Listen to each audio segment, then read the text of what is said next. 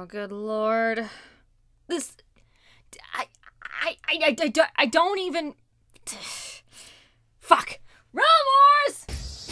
What the hell do you want from me? Well, you see... I told you, I'm working on the Klonoa movie script. Calm yo tits, brah. That's...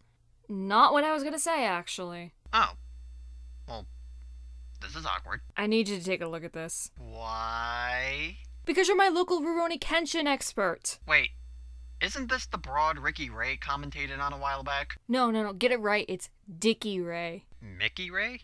Fight me, IR, you cheeky cunt. Ricky, no. Get back in your box. But... Box! Tasty. Anyway... I was checking up on her to see how much she had improved, and well... That was your first mistake. So... how was the video? That bad? She bashed your waifu. Ronnie? Bring out the Highlander! But I'm already here. That's not what I meant!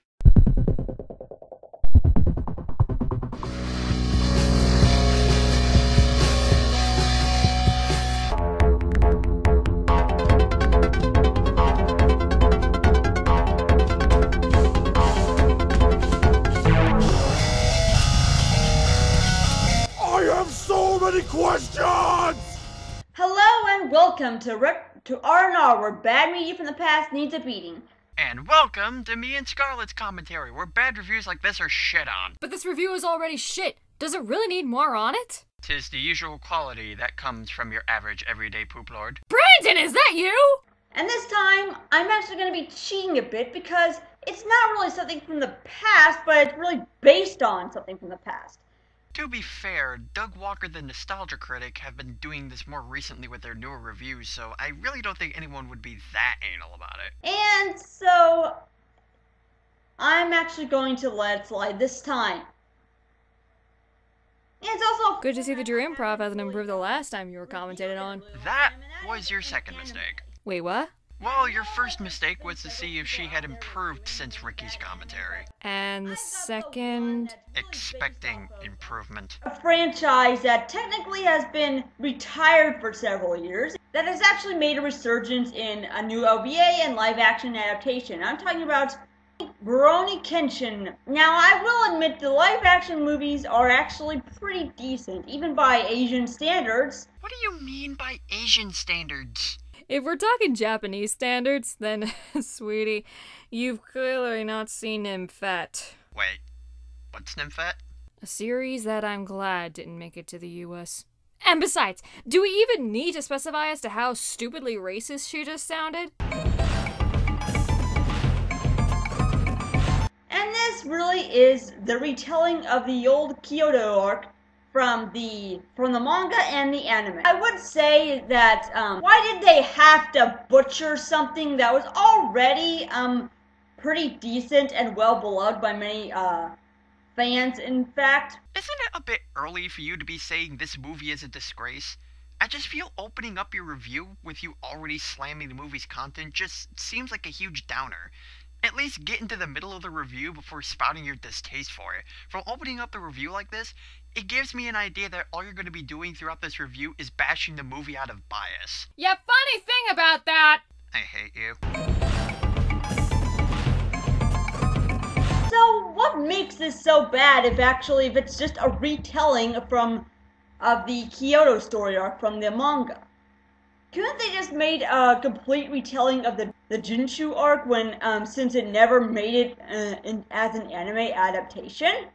They didn't think so. I mean, the live-action series didn't cover that either.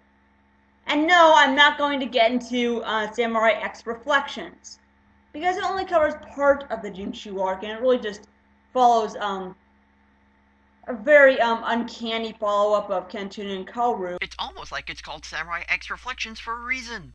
Fuck this symbolism in my anime! Where's the Super Saiyan transformations? There's not enough fight scenes in this shit! Like SAO? Realm, I swear to God, if you ever mention that atrocity of an anime, I will rip your intestines out and feed them to your buddy! No! Not Bun Bun! He's just a boy! Just a poor little bunny boy.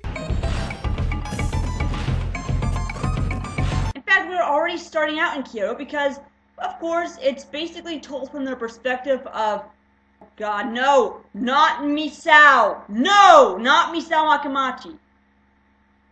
Oh no, my parents are sleeping in the other room, and I don't want to wake them. Yes, my parents just got done furiously fucking in the other room. So there you have it. Good God, I want to strangle her! So your problem with Misao is because she yells a lot? Well, so does Yahiko, Kaoru, even Sanosuke has his moments. Hell, are we even going to just ignore Seita Sojiro's literal mental breakdown in the middle of the second rematch with Kenshin? He was screaming more furiously than Yahiko does when calling Kaoru ugly, yet it's only Misao you have the biggest beef with. Keep in mind, Misao's shouting is more so played for laughs if anything, and her outbursts become a lot less frequent later in the series. Also, I feel just playing clips of her screaming at people is a very poor representation of her character.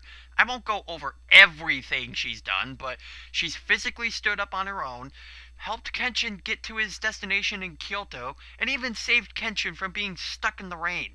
That's only naming off a few of the achievements she's done, and I feel just leaving those important factors out really doesn't help your audience get a case of who the character is in case they don't know who they are.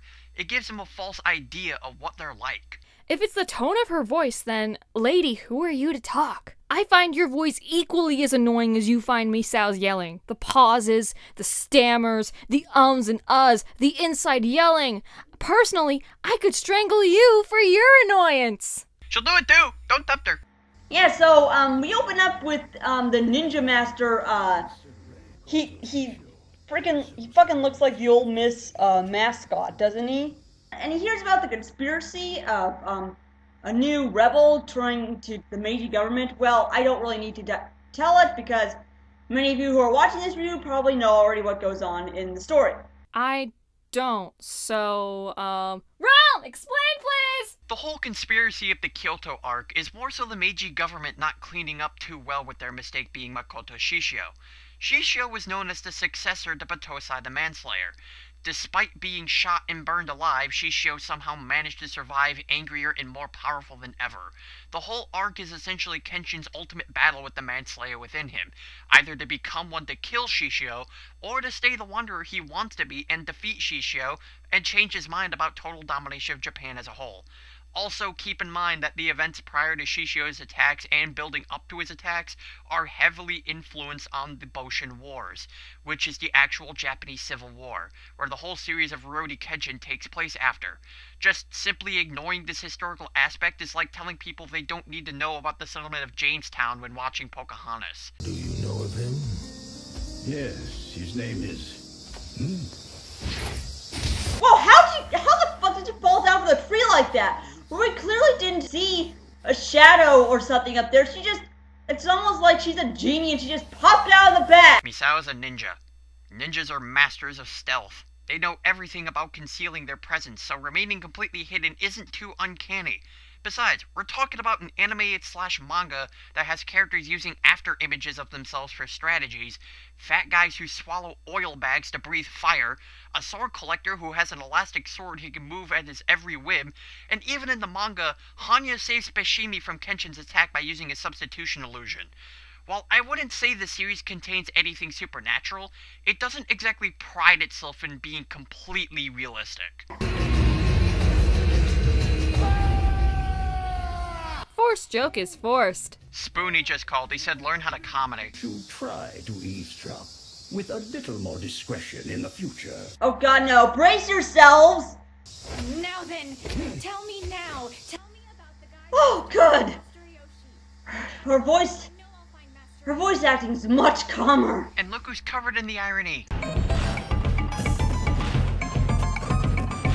We then cut back to Misao as, she has a carrier pigeon, and how were these pigeons trained to find her? They're carrier pigeons. They're trained. Keyword here being trained to find their targets, and have been in use since 1150 as messenger pigeons. Yeah, that long ago. And they're still being used today. Why would it even be a surprise that ninjas were to have trained pigeons to carry messages? Are you also forgetting that they were used in the original anime and manga?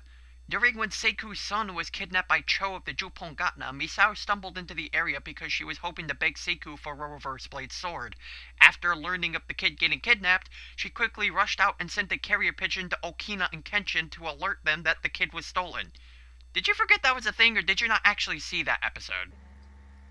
And this, of course, tells a slightly different retelling of how she met Kenshin and find her way to Kyoto. Is that little guy really Himura? And boy, that pigeon sure refuses to let go of her, huh? Why does this dog keep humping my leg? It's as if it likes me or something. Wait, did he just punch that bird with his bare fist while holding a melon? Seriously, it actually looks like that. Why didn't you just write your essay? Stop wasting time! She however finds him from an abandoned shed until he actually agrees to take on Shishio at his mansion.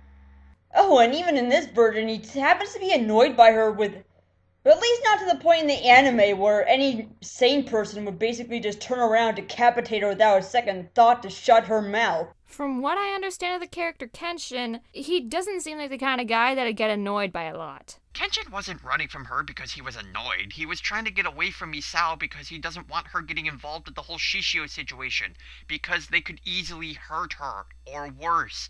Remember, Kenshin hates people taking hostages more than anything, and it's gotten him on the verge of turning back into Battosa the Manslayer not once but twice. Jinei and Saito are prime examples of that. On top of that, he doesn't want Misao to get heartbroken about what happened to the Oniwaban group. It's not out of annoyance, it was out of respect for her feelings, something you never seem to consider. Well, of course not, Rob. After all, this is Rant and Rave now, isn't it? That's all there is to this review. Hell, I wouldn't even call this a review, but a video complaining about things that this chick refuses to wrap her head around. Doesn't sound very entertaining when you hear it out loud now, is it? Kone Pass. Unfortunately, that is where he lost sight of him. Master Sato! You're so noisy. What is... Oh god! What the hell did they do to you, Sojiro? Seriously, this guy's the funniest recasting.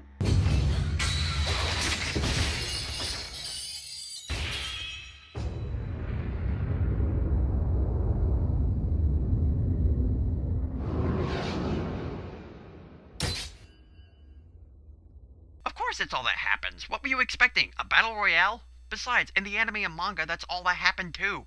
The two took a stance, slashed, and Kenshin's reverse blade broke, which is a much bigger deal than you seem to think of it as. Kenshin's reverse blade is a symbol of his no-kill belief. With it broken, Kenshin suddenly realizes how weak he's become since being a wanderer. Symbolism seems to be your arch-nemesis.